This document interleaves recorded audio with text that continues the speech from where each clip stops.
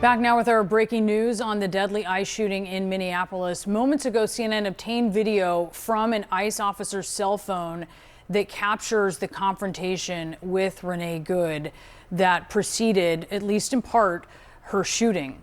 A DHS official confirms the video was recorded on the agent's cell phone camera. We do warn you, there is profanity. This is disturbing content. Here it is.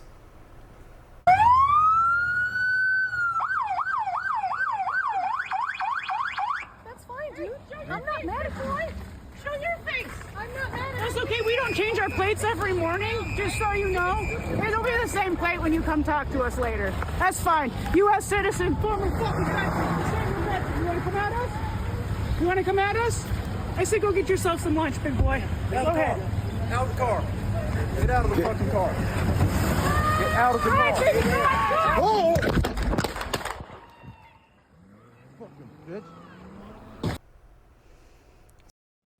All right, so let me break this down from the top, straight to camera, no filter, plain English, because a lot of people watching this don't even follow politics like that and still deserve to understand what actually happened and why this whole situation went left in the first place. So from day one, my stance has been simple. What were these people even doing out there in the first place?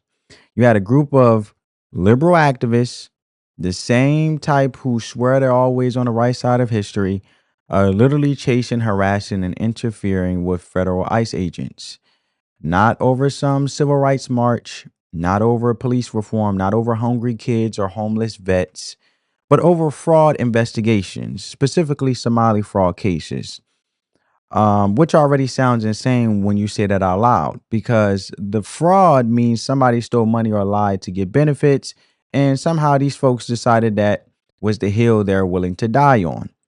And that's what I mean when I say their moral compass is broken. It's like their GPS reroutes them to the dumbest possible, the dumbest possible cause every single time. And meanwhile, the world is on fire. People can't afford rent. Schools are failing kids. Elderly folks are rationing medicine. Parks are falling apart. But now forget all that. Let's go block ICE agents doing their job and act shocked when things escalate.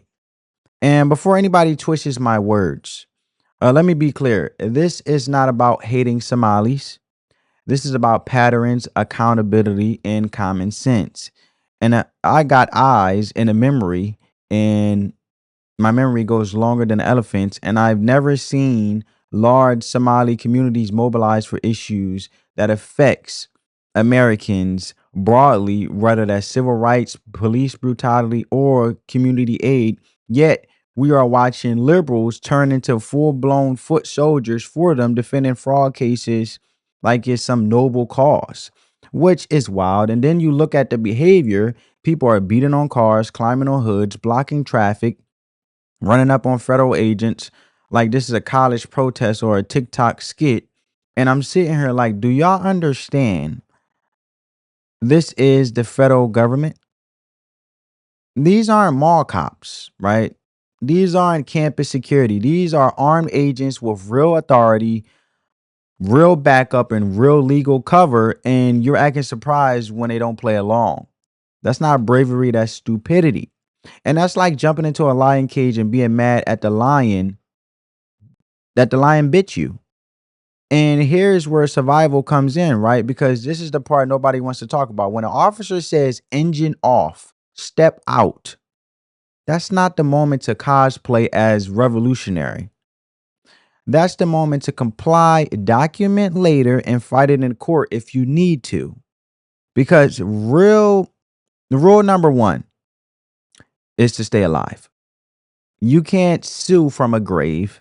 You can't tell your side of the story if someone has to tell it for you. And that's what makes this even more tragic and frustrating. And she had a kid. She had a partner, as you guys would see. She had a partner who was trying to get back in the car. If you really look at the video, this was her after she done told the ICE agents to go eat his lunch, big boy. She was trying to get back in the car here, as you guys can see, as she was holding on to the doorknob, right? So when you look at all this thing, right, and instead of being home, protecting what actually matters, in this case, the driver, she was out there chasing ICE agents for popularity, ego, or some fake sense of moral superiority. Because let's be honest, a lot of these modern activists isn't about justice. It's about people needing to feel heroic, even when they don't fully understand what they're fighting for. And you have these liberals, especially, have zero survival instinct sometimes. They run headfirst into danger like consequences, or danger like situations, like consequences don't exist, I should say, and like vibes override reality. And this ain't vibes, this is felonies, right? Now, here's where people get uncomfortable because, like I said, two things can be true at the same time. Truth number one, she had no business being there, period. Period. Number two, right? And I'm going to say this before I go to number two. She had no business being there because you don't get to insert yourself into a federal investigation like you're Batman. You can't impede investigations. You can't drive recklessly around officers, and you definitely can't move a vehicle toward an agent. That's illegal and dangerous. Full stop. Number two, and this matters, I don't believe the ICE agent had no other option besides pulling out his gun and killing her. I don't buy that. He has the training, the authority, backup, and alternatives. However, and this is the cold part, when you act reckless, you hand law enforcement the entire playbook. The moment she drove off and moved that car toward him, she gave him the magic words, "I fear for my life." I'm standing on that. My perspective hasn't changed. And whether I believe him or not doesn't even matter because that phrase is basically a legal shield. Once that's said, the system usually shuts down any further further questions. So, and that only works because she set the stage, the driver who unfortunately died. Unfortunate situation. So, do I think he actually feared for his life? No. I think he saw the opening and took it. But when you play stupid games, you win stupid prizes. And once you lose control of the narrative, it's gone. Now, people are trying to turn her into a martyr. I said that, like pro Rosa Parks or something. And nah, this ain't that. Real people die every day for reasons they didn't choose. Kids die from poverty. Soldiers die overseas. Nobody lights candles for them. So don't guilt trip me into mourning someone who voluntarily jumped into a dangerous federal situation, acting aggressively and had a child in the car, right? And ignored direct orders. If I did the same thing and got killed, I'll be called a dummy. And you'll be right. Who's watching this? That's not protest. That's not civil disobedience. That's ego and judgment and bad judgment disguised as activism. And don't hit me with the identity politics either. Being a mother, having a wife or a partner, a lesbian, whatever she is, whatever she does in her bedroom is her business and who she's with and she chooses to be with. But what I'm saying is, or anything else doesn't exempt you from consequences. In fact, it makes your responsibility bigger. She chose a fake fight over real responsibilities. And now her kid grows up without a parent because of that choice. That's not injustice. That's a tragic, preventable mistake. And now that this new footage from the ICE officer phone being out that we're looking at right now, nothing changes for me. I've looked at this multiple times. Fox, CNN, you name it, multiple sources, X, formerly known as Twitter. And the more context I get, the clearer the clearer it becomes to me, right? These activists were agitating, impeding, doxing, escalating, and ignoring warnings. One officer even explained calmly, like a regular human being, if you keep doing this, it's going to go left. But don't take my word for it. I want you guys to see for yourself. He said it. If I continually see you following us, interfering with us, honking your horn, blocking our cars, you have a very high probability of making a really bad decision and being arrested today, okay? I think I'm making exactly I'm not. the right decision. Oh, then why are you giving her a warning? I'm giving her a warning to not interfere with what we're doing, to not make a bad decision today and ruin your life. Whoa, bad Okay, decisions. thank you. That's funny coming from you. Okay, alrighty. Thank you. Have a good day. I hope you have a terrible day. Okay, thank you. The disrespect. Hold on. Watch out, it's slippery. Yeah, there's a lot of ice around here. Just so you know, if we continue to have you follow us, okay, have fun. Don't make a bad decision today. It's not illegal to follow you. What is illegal is stopping people unconstitutionally. There you have it, right? And they're blowing whistles to expose that ICE is in the area. They're causing havoc, or they're being hectic, I should say, and they're causing chaos. That is agents of chaos. You are in the middle of an operation, right? So now let's go back to this, right? And he explained it calmly, like a regular human being. If you keep doing this, it's going to go left. And it did. Bottom line, do what you're supposed to do.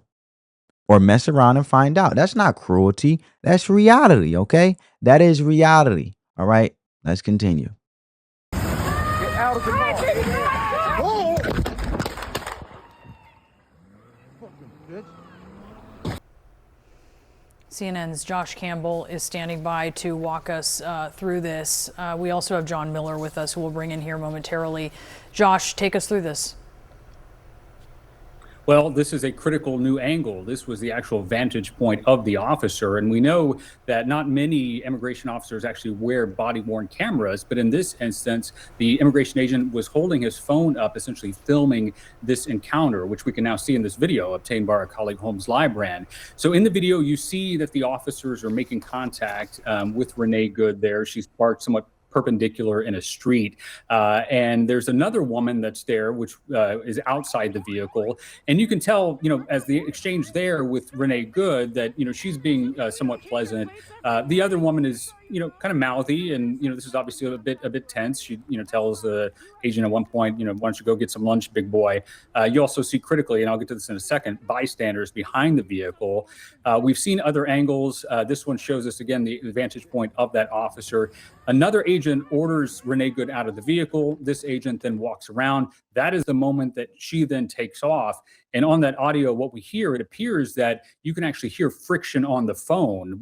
It appears from other angles that the agent was indeed struck by that vehicle. But you hear on the audio, it appears friction on the phone. That could be from the vehicle strike. That could be from, the phone on his clothing. But then it appears 3 shots were fired after that. And then you hear afterwards, someone, it appears maybe an immigration agent who was there, actually, used profanity, calling her an effing B.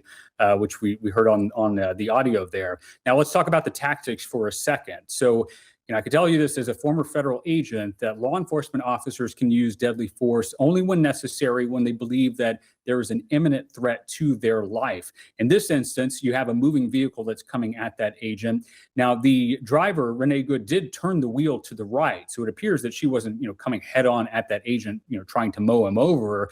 But nevertheless, an agent in that split second, decision would have to make that calculation. Am I in danger? Is my life threatened here? Agents are also taught, what are other options? Could you move out of the way? And that's why this has been such a contentious issue here. The judgment, the decision of that agent to actually open fire. We've heard, obviously people supporting that decision, others being quite critical.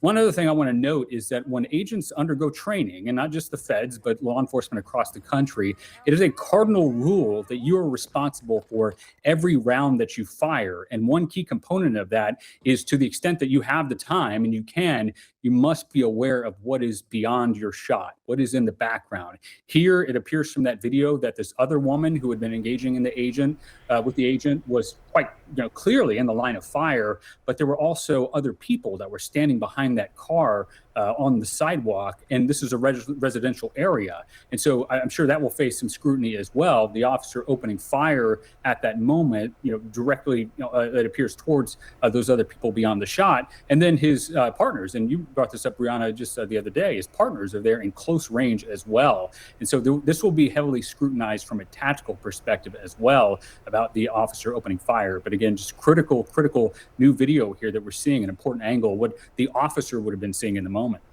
Yeah, and there you have it, right? And I'm not flipping positions just because more information came out.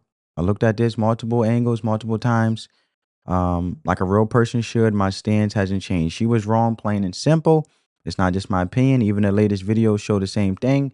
We now have footage that clearly shows she was getting ready to pull off. She wasn't turning away. She was turning toward or around the ICE agent. And you could literally see her partner trying to get in the car like she was about to bail out or maybe help or something. But she locked the door and didn't even pay her partner any mind because her partner was too locked into the confrontation. That tells you everything. She chose that moment to escalate instead of de-escalate. And when the ICE agent gets out of the car and tells her to exit the vehicle, she straight up disobeys a direct command. That's not some misunderstanding. That's a choice. And after she disobeyed, she drove toward the agent again. And that's what led to the shots being fired. This wasn't a philosophical moment. This was a mess around and find out moment. And she found out the hard way, unfortunately. Now, look, is it tragic that a life was lost and nobody's celebrating that? But we have to be honest about what actually happened instead of rewriting reality to fit a narrative. When you interfere with federal agents doing their job, period, and this was a massive Department of Homeland Security and ICE operation in Minneapolis that's drawn national attention, you put yourself in harm's way. And I want to break down because so everybody understands for the people in the back. ICE is a federal law enforcement agency, meaning they are trained, armed, and have real legal authority. This isn't like a local cops at a street protest, and it sure as heck isn't innocent bystanders posting TikToks. They are there as part of what's being called the largest immigration enforcement operation in Minnesota's history, targeting alleged fraud and immigration violations. And here's the key part that people need to hear in plain English. When an agent tells you to exit your vehicle, that's not optional. That's the difference between compliance and the situation becoming dangerous. She didn't comply. She drove off. She drove toward him again, and that gives the agent a legal justification in his mind and under the law to say, I fear for my life. The phrase is like a get out of questioning the shooting card in the justice system. And once an officer says he feared for his life, most of the system stops right there. And this is how it works. Even if you personally don't think he was truly in danger, that's the legal reality is what I'm saying here, folks. Now, look, because of that action, choosing confrontation over compliance, the agent fired. And yeah, people are upset. We got protests all over the country, fights about whether ICE should have been in Minneapolis, Minnesota, politicians demanding answers more from a performative political standpoint instead of being held accountable for their fraud and not deflecting and also letting the investigation play out because there's still investigation. And a lot of people are saying the officers should be held accountable. But let's be clear. This wasn't some peaceful sit-in that got out of hand. This was a direct escalation with a woman refusing orders and driving towards an independent federal agent in an active enforcement operation. And that's why the shots were fired. So nobody wants to see nobody dead or someone dead, especially a parent with a family. And that's tragic. But surviving and making it out of that moment should always be the priority. And you protect your life first, comply in the moment, and then take it to court, like I always say. So I'm gonna leave you with that one. That's just common sense, but you don't get to pick that fight in real time in front of an armed federal agent, right? And I'm gonna leave it there. So if you're at home thinking about this and wondering why it turned into a national story, it's because this isn't just a local traffic arrest going wrong. It's happening in the middle of an intense federal immigration enforcement in Minneapolis, which we should think that American taxpayers will want, right? To make sure that we get rid of the fraud, waste, and abuse out of respect for the taxpayer and our tax dollars and our hard work. And we put it to the system working years and years and years. You know, our seniors, our elderly, our veterans, all of us, right? We all put into this system. So my point is she made a bad decision in a dangerous moment. And it goes back to what I showed you in the clip, right? When the nice officer said, look, if you keep doxing us, you keep following us, things could turn bad. But let me know what you guys think down in the comments below. I hope you guys get where I'm coming from. Give this video a big thumbs up. Catch you in the next one. Peace.